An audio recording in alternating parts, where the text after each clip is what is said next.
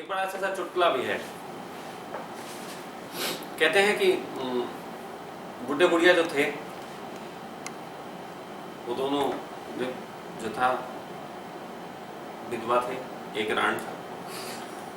तो 90 साल के दो लोगों ने शादी कर ली, दो पेयर, दोनों मित्र थे। तो उसी स्वीट में गए जहाँ पे जवानी के दिनों में उन्होंने बुक कराया था होटल में। वहां जाके स्वीट बुक कराया, बुढ़े बुढ़िया दोनों मिले। उसके बाद सुहाग रात का वक्त हुआ, बुढ़े बुढ़िया कमरे में, हाथ में हाथ रखा, पूरी रात ऐसे करके दबाया, थोड़ी देर दबाता रहा, फिर बोलता चलो सो जाते हैं, तो सो गया। फिर उसके बाद पहले दिन की बात थी, अगले दिन सुबह किसी ने किसी को कुछ कहा नहीं। उस रात फिर बुढ़े बुढ़िया अपने कमरे में पहुंचे, बुढ़िया का हाथ पकड़ा, आज थोड़ा कम देर दबाया, फिर बोला चलो सो जाते, तो सो गया। तीसरे दिन जब उसने बुढ़िया का हाथ पकड़ा तो बुढ़िया कहने लगी आज रहने दो, आज मन नहीं है।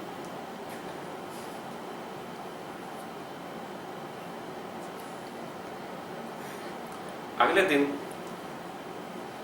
उसने अपने दोस्त से कहा कि यार हम लोग 3 दिन से यहाँ हैं, कुछ बात नहीं करते।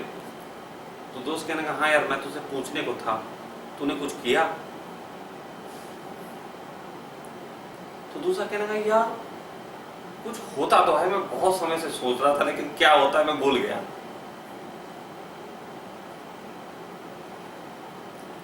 ये बहुत से लोगों को चुटकुला लग रहा हो, लेकिन सामान्य स्त्री पुरुष के संबंधों में ऐसा बहुत होता है। मुझसे एक प्रश्न किया था किसी ने, वो आज हम इसमें ऐड कर देते हैं। मुझसे किसी ने प्रश्न किया था कि स्वामी जी क्या शरीर में सेक्स समाप्त होता है? यदि समाप्त होता है तो उसकी उम्र क्या है? तो मैंने बहुत सहजता से उत्तर दिया था कि शरीर में सेक्स तब तक नहीं समाप्त होता जब तक आपकी मृत्यु नहीं होती। लेकिन आप फिर भी सेक्स नहीं कर पाते तो उसका इतना कारण है कि हनुमान उड़ना भूल जाते। इसको थोड़ा सहजता से समझ लो। बात सिर्फ इतनी सी है कि जब कोई किसी से विवाह करता है या प्रेम होता है तो पहले तो प्रतिदिन सेक्स होता है, खूब सेक्स में गोते लगाए जाते हैं। फिर जैसे जैसे समय बीतता है, महीना भर हो जाता है, फिर एक आध बार सेक्स होता है दिन। फिर विवाह को जब 1 साल हो जाता है, 1 दिन का गैप आ जाता है, और थोड़ा समय बीतता है, 4-5 साल बाद 4-5 दिन का गैप आने लग जाता है। 10-12 साल जब हो जाते हैं तो महीने 1.5 महीने का गैप आ जाता है। फिर बच्चे बड़े हो जाते हैं, बुढ़े बुढ़िया मौका नहीं पाते, फिर थोड़ा और गैप आ जाता है, फिर 6 महीने का गैप, फिर साल भर का गैप, फिर हनुमान जी उड़ना भूल जाते हैं। हनुमान जी उड़ना भूल जाते हैं, इससे मौलिक शब्द मैं हनुमान जी के बारे में वो बात नहीं कह रहा, मैं सिर्फ इतना ही कह रहा हूँ। हनुमान जी थे, छोटे पे आपने सुना होगा, उड़ जाते थे। फिर रोज उड़ के जाते थे, कभी सूरज को खा लेते थे, कभी किसको खा लेते थे। फिर धीरे धीरे व्यस्त हो गए काम में। आप में से कोई बता सकता है कि हनुमान जी को कोई किसी ने श्राप तो नहीं दिया था कि तुम मत उड़ो? लेकिन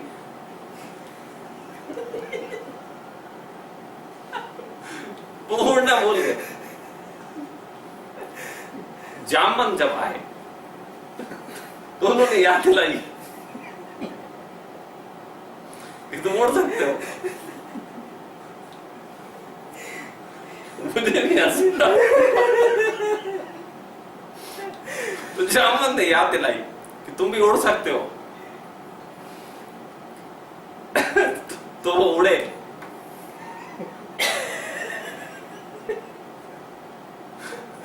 तो ये जो स्मृति चली जाना एक कारण बनता है, स्मृति चली जाती है। लोग मुझसे कहते थे हमें ऐसा नहीं लगता। आपकी बात हो सकता है मजाक के तौर पे हमने सुनी, लेकिन ऐसा नहीं है। वास्तव में आदमी सेक्स करने की सामर्थ्य खो बैठता है।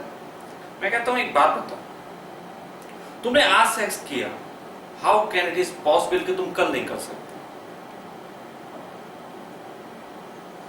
कल कर सकते हो, और जब कल कर सकते हो तो परसों भी कर सकते हो। लेकिन सिर्फ स्मृति लंबा समय हो जाता है शरीर के।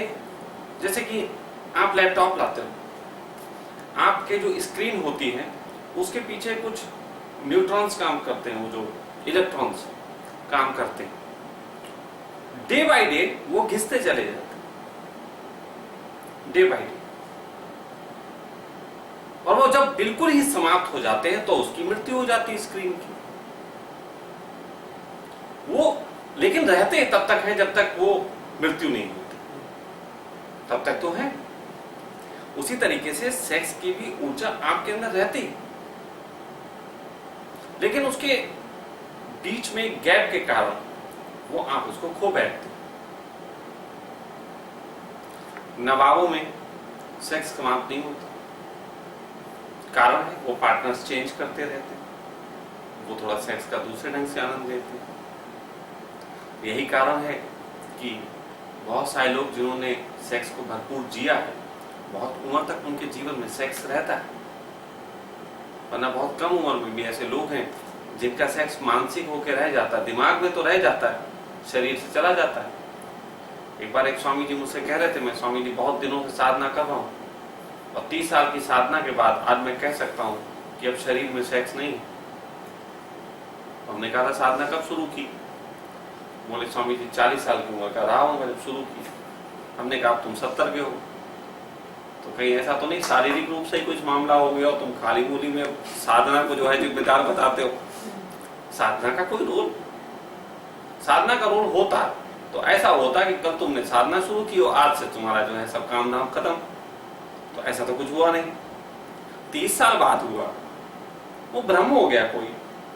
और फिर तुम जवानों को अपने नुस्खे देते हो और कहते हो बेवकूफ तुम मूड हो, तुम सेक्स में पड़े। तो किसी जवान को तुम ये बताओ 30 साल में खत्म हुआ, तो जिस दिन तुमने उससे कहा कि खत्म करो, उसके बाद 30 साल तक तो उसे जी लेने दो। 30 साल बाद उसका भी समाप्त हो जाएगा, तुम काहे चक्कर में पड़े? खुद तो तुम्हारे 30 साल में समाप्त होते, जवानों से तुम उम्मीद करते हो 30 मिनट में समाप्त कर दे। तो ऐसी बहुत सारी मूर्खताएं हैं सेक्स को लेकर जो लगातार जगत में व्याप्त हैं, इनको बहुत समझने की जरूरत है। सच बात तो यह है कोई भी आदमी सेक्स से मुक्त होना नहीं चाहता। ये इस जगत का सबसे बड़ा प्लेजर है, और वो प्लेजर इसलिए है क्योंकि इसमें हमारी पांचों इंद्रियां परिपूर्ण रूप से आनंद लेती हैं। पांचों इंद्रियां, आंखें, नाक, जुबान, स्किन, हमारे एहसास सब जागृत होते हैं। मास्टरबेट्स करता है इंसान, मुक्त नहीं हो पाता। मास्टरबेट करने में आपकी सिर्फ एक ज्ञानेंद्रिय ही मात्र सेटिस्फाई होती है, लेकिन आपकी सभी इंद्रियां सेटिस्फाई नहीं होती। ज्ञानेंद्रिय ऐसी होती है जैसे कि एक चौकीदार, इंद्रियां ऐसी होती हैं जैसे मैनेजर। अरे मैनेजर सेटिस्फाई होगा तो चौकीदार तो सेटिस्फाई हो ही जाएगा। अब तुम चौकीदार को सेटिस्फाई करके सोचते हो मैनेजर सेटिस्फाई हो जाए, तो कभी होता नहीं। तो सच बात तो ये है कि यदि कोई व्यक्ति वाकई में सेक्स से आनंद होके सेक्स के पार जाना चाहता है, जो भी हम बात करते हैं सेक्स के पार जाने, सेक्स करते बहुत लोग हैं, पार नहीं जा पाते, पार नहीं जा पाते क्योंकि वो अपनी इंद्रियों को शामिल नहीं करते इसमें। अगर कोई व्यक्ति सेक्स संबंधों में अपनी पांचों इंद्रियों को परिपूर्ण स्वतंत्रता देके उसमें शामिल होता है, तो बहुत आसानी से उसके लिए ये दमन से मुक्ति का कारण बन जाएगा, और वो इतना आनंदित हो सकता है कि दमन से मुक्त हो सके। लेकिन दमन से मुक्त की एक और परिभाषा है। जो व्यक्ति स्वयं के दमन से मुक्त होता है वो दूसरे पे भी कभी दमन नहीं करता। जो व्यक्ति खुद स्वतंत्र है वो दूसरे को कभी परतंत्र नहीं करेगा। जिसने सेक्स का खुद आनंद जाना वो दूसरे के सेक्स को कभी बुरा नहीं बताता। जो लोग बुरा बता रहे हैं ये वही लोग हैं जिन्होंने आनंद जाना नहीं, जिन्होंने सेक्स को केवल कर्म के रूप में जाना, काम के रूप में, जिन्होंने इसको पूरी इंद्रियों के जागरण के रूप में जाना, उनके लिए बात दूसरी है। लेकिन मैं यहां सेक्स के इतने गुणगान क्यों कर रहा हूं? क्या सेक्स के गुणगान मैं इसलिए कर रहा हूं कि इस दुनिया में खूब सेक्स चलता रहे? नहीं, सेक्स के गुणगान इसलिए कर रहा हूं कि सभी धर्मों ने अपने अपने ढंग से एक बात कही थी। उन्होंने कही थी, कुरान में ऐसी आयतें हैं जो मैं दूसरों के माध्यम से सुनी है। वो कहते हैं कि अल्लाह ताला ने हमें जैसे भेजा वो हमें वैसा ही वापसी चाहता, तभी स्वीकार करता, वरना स्वीकार नहीं करता। मैं एक छोटी सी कहानी सुना रहा हूं, आपको शायद मेरी बात थोड़ी समझ में आ जाए। एक बार अकबर ने बीरबल की परीक्षा के लिए और दरबारियों के साथ उनका एक कंपटीशन रखा। कंपटीशन रखा कि मैं आपको एक दूसरे देश के राजा के पास भेजता हूं, वो यहां से राज्य बहुत दूर है, बीच में बहुत घना जंगल है, खाने को कुछ उपलब्ध नहीं होता, तो आप लोगों को मैं 50-50 लड्डू देता हूं। परीक्षा में वही पास होगा जो सबसे ज्यादा लड्डू लेके वहां पहुंचेगा, बाकी आपके पास खाने को कुछ नहीं। जो सबसे ज्यादा लड्डू लेके पहुंचेगा वो परीक्षा में पास। तो सब लोग निकले। जब उस राजा के पास पहुंचे तो जो 5 दरबारी पहुंचे, बीरबल भी उसमें थे, सब अलग अलग होके गए थे। तो वहां पे था, किसी के पास 10 लड्डू बचे, किसी के पास 15 बचे, किसी के पास 25 बचे, बीरबल के पास 50 लड्डू थे। तो वहां से पैगाम आया कि बीरबल जीत गया। तो जब बीरबल से पूछा अकबर ने कि भाई बीरबल, एक बात बताओ, तुमने रास्ते में कुछ खाया नहीं? बोले हुजूर खाया। बोले क्या खाया? बोले हुजूर लड्डू खाया। लड्डू खाए तो 50 लड्डू कैसे पहुंचे? बोले हुजूर आपने हमें लड्डू दिए थे, किस साइज के दिए थे ये तो नहीं लिखा था। मैंने सब में से बूंदी तोड़ तोड़ के थोड़ी निकाल ली, फिर से उन्हें लड्डू का रूप दे दिया। 50 लड्डू पहुंचा दिए थोड़े थोड़े छोटे करके, और बाकी मैं बूंदी खा गया। उसी तरीके से एक छोटी सी बात है, तुम्हें जीवन में 5 इंद्रियों की संवेदनशीलता के साथ परमात्मा इस जगत में लाता है। संवेदनशीलता के साथ तो तुम्हारी इंद्रियों को संवेदनशीलता के साथ लाता है, और वो 5 इंद्रियां यदि पूरी जिंदगी तुम संवेदनशीलता को जीने के बाद उसी संवेदनशीलता के साथ मृत्यु को उपलब्ध हो तो परिपूर्ण जागरण को उपलब्ध होगे। जिस मरनी को जग डरे मेरे मन आनंद, और कब मरी है कब मिली है पूरन परमानंद। जब ये बात कबीर कहते हैं तो उनका सिर्फ इतना सा अर्थ है कि उस मृत्यु की घटना में मैं उसको देख पाऊं जागे जागे। अब सोचो, जो जाग के देखता है उसकी मृत्यु हुई कहां? वही तो अमृत है। लेकिन तुम जाग के किससे देखोगे? आंखों से? क्या आंखें देखती? क्या उस परमात्मा को केवल सुना जा सकता है? क्या केवल कान से तुम उसे महसूस कर सकते हो? किसी ने कहा मैंने देखा, किसी ने कहा मैंने सुना, किसी ने कहा वो अहम ब्रह्म, वो किसी ने कहा वो भोजन में है, स्वाद में है। सबने अलग अलग तरीके से उसका वर्णन किया। इसका मतलब है वो बहुत आयामों में है। लेकिन मृत्यु के वक्त तुम उसको तभी देख सकते हो जब तुम्हारी सभी इंद्रियां परिपूर्ण जागृत स्वरूप में मृत्यु को उपलब्ध हो पाए। तुमने बुद्ध पुरुषों को ऐसे मरते नहीं देखा होगा जैसे सामान्य पुरुष मरते हैं। जिन्होंने बुद्ध पुरुषों को मरते देखा उनसे पूछना वो कितने सेंसिटिव मरते हैं। सामान्य पुरुष ऐसे मरते हैं, सुनाई नहीं दे रहा बेटा, उनके कान छोड़ देते हैं सुनना। कोई कहता बेटा दिखाई नहीं दे रहा। सबकी कुछ ना कुछ इंद्रियां नष्ट हो गई होती, एक ना एक इंद्रिय साथ छोड़ गई होती। लेकिन बुद्ध पुरुषों ने कभी नहीं कहा अब सुनाई नहीं दे रहा, अब दिखाई नहीं दे रहा। वो सरलता से आंख बंद कर लेते। जागृत पुरुष ऐसे नहीं मरता तड़प तड़प के जैसे सामान्य लोग मरते हैं। और तड़प क्या है? किसी भी इंसान को तड़प ज्यादा से ज्यादा हो सकती है कि जो वो लेके आया था वो उसके पास अब नहीं बचा। तो तुम क्या लेके आए थे? नंगे आए थे 5 इंद्रियों के साथ बस, और उन्हीं में से अगर तुमने मिसिंग कर दी तो तुम अंतिम वक्त जागृत मर जाओगे, ऐसा भूल के भी मत सोचना। तो मैं तुमसे कहता हूं सेक्स को अंतिम वक्त तक चखो। मैं तुम्हें जागरण के उपाय बता रहा हूं। बहुत हो गया संभोग से समाधि की ओर। मैं कहता हूं संभोग द्वारा समाधि की ओर चलते हैं। बंद करो यार ये बातें, बंद करो नपुंसक होने के तरीके से जीवन को साधने की बातें। मैं नहीं कहता तुमसे कि तुम थोड़े अपरुष हो जाओगे तो कुछ हो जाएगा। मैं कह रहा हूं परिपूर्ण पुरुष हो जाओ। और परिपूर्ण पुरुष होने का ढंग है अपनी इंद्रियों को चखने का ढंग। जो तुमने देखा, जो स्त्री सेक्स को जीती है उसके चेहरे पे एक चमक होती है, उसके जीवन में एक अजीब सा सौंदर्य होता है। और सेक्स को वो कब जीती है सबसे ज्यादा? लोग ये ना सोचे संभोग की बात कर रहा हूं कि कल से वो अपनी प्रेमिकाओं को समझाने लग जाएं। देखो स्वामी जी ने कहा था सेक्स को जीते हैं। स्त्री सेक्स को जीती है जब वो मां बनती है। जिस समय वो प्रेग्नेंट होती है उस समय उसके पूरे शरीर की एक एक इंद्रियां काम कर रही होती है। 5 इंद्रियां उसकी बहुत जबरदस्त एक्टिव होती हैं, क्योंकि सबके माध्यम से ऊर्जाएं आ रही उस बच्चे के लिए। वो सब द्वार बनी हुई। 5 इंद्रियां वो द्वार बन जाती हैं उस बच्चे को इस जगत में लाने के लिए, और वो अपना स्वाद देती है उस बच्चे को।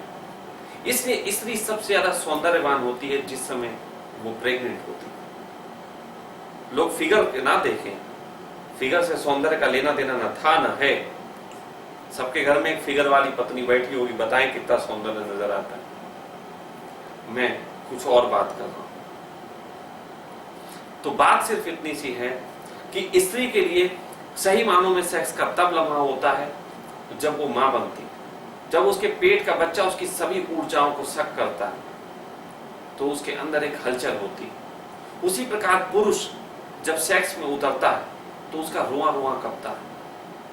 तुम डायनेमिक को कुंडली भी कर लो, इतने रोए नहीं कपते जितने सेक्स में कप जाते। सेक्स में एक एक चीज काम कर रही होती है। तुम्हारा पूरा शरीर निर्माण कर रहा होता है। तुम्हारे अंदर के शुक्राणु बाहर निकलने से पहले एक कवच मांग रहे होते हैं व्हाइट ब्लड सेल्स का, और तुम्हारी सभी रेड ब्लड सेल्स जो हैं व्हाइट सेल्स का निर्माण करने में लगे होते हैं। क्योंकि कोई है जो जा रहा है नए जीवन की यात्रा, उसको सुरक्षा की जरूरत है, वो नष्ट ना हो जाए। तो सारे शुक्राणु मांग रहे हैं उन चीजों को। तो जिस समय मैथुन की क्रिया चलती है तुम्हारे शरीर में बहुत कुछ निर्माण चलता है। वो ऐसा ही है जैसे एक बुद्ध पुरुष अपने पूरे जीवन की ऊर्जा लगा के तुम्हें आनंदित कर देना चाहता है, वैसे ही तुम्हारा पूरा अस्तित्व एक नए जीवन के निर्माण के लिए तैयारी में लगा होता है। ये बात अलग की है कि तुम उसे मास्टरबेट करके नाली में निकाल रहे हो, उसको तो नहीं मालूम। वो तो ऐसे ही भेज रहा है जैसे ये शुक्राणु एक नए जीवन की यात्रा पे जा रहा है। तुम्हारी करुणा तो सिर्फ उस बच्चे पे होती है जो बच्चा तुम जन्मते हो, लेकिन तुम्हारे शरीर की करुणा उस छोटे से शुक्राणु पे भी होती है जो स्त्री के गर्भ में जाके कुछ इंच की दूरी पे मर जाए। उसके लिए भी वो करुणा से भरा होता है। तुम सोच भी नहीं सकते मैं किस करुणा की बात कर रहा हूं। तुम सेक्स को एक तमाशा बना के रखे हो। तुमने कभी देखने की कोशिश नहीं कि सेक्स से भी एक करुणा जन्मती। तुम्हारे लिए सेक्स एक शोषण की व्यवस्था है। 24 घंटे किस प्रकार से तुम स्त्री का शोषण करो, मेरे लिए वो एक निर्माण की व्यवस्था है। मैं सेक्स को कहता हूं, मैं अंतिम क्षण तक सेक्स को नहीं चूकना चाहता, जीना चाहता हूं और जीऊंगा, क्योंकि इससे मेरे पूरे व्यक्तित्व में, मेरे पूरे अंग अंग में, मेरे पूरे शरीर में एक नई करुणा का संचार होता है और वो करुणा मेरी सभी इंद्रियों को सेंसिटिव रखती है।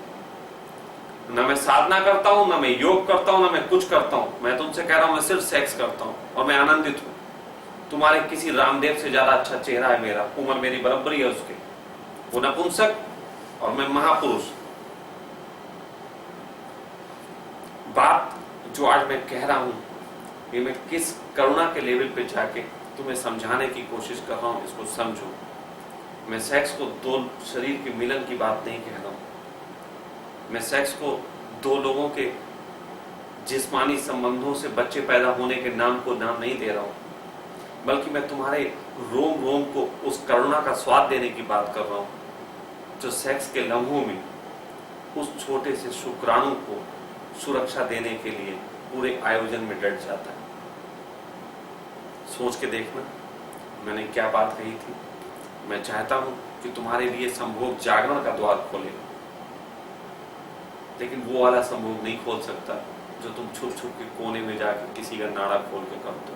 वो संभोग की बात नहीं कर रहा। उस संभोग से कभी तुम मुक्त नहीं हो सकते। उस संभोग से तुम सिर्फ संभोग में रहो।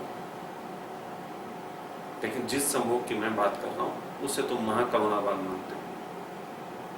मेरे ये जीवन का अनुभव है, मैं बोल रहा हूं, और दुनिया के किसी भी सो कॉल्ड नैतिक व्यक्ति से बात करने को तैयार हूं जो सेक्स के विरोध में बात करता है।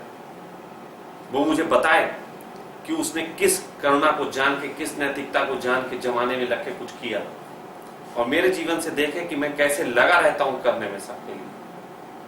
हाँ, मैं कुछ ऐसी बातें कर रहा हूं जो गैर सामाजिक हैं, लेकिन क्यों ना हो, मैं तुम्हारे उस समाज से राजी नहीं हूं जिसमें पिता को पिता नहीं बनने दिया जाता, पुत्र को पुत्र नहीं बनने दिया जाता। पिता कहता है संपत्ति तेरे लिए, लेकिन मरने से पहले देना नहीं चाहता। पत्नी कहती है अपने पति को भगवान, लेकिन भगवान की पूजा के वक्त पति से भी बात नहीं करती। ये मैं इस समाज से राजी नहीं हूं, इसलिए मैं गैर सामाजिक हूं। लेकिन मैं जिस समाज से राजी हूं, मैं जिस व्यवस्था के राजी हूं, उसे 100% इंप्लीमेंट करता हूं, एक पैसे भी कम नहीं। नए प्रकार के समाज की बात कर रहा हूं, नए प्रकार की सोच की बात कर रहा हूं। एक बार जी के देखो, मजा आए।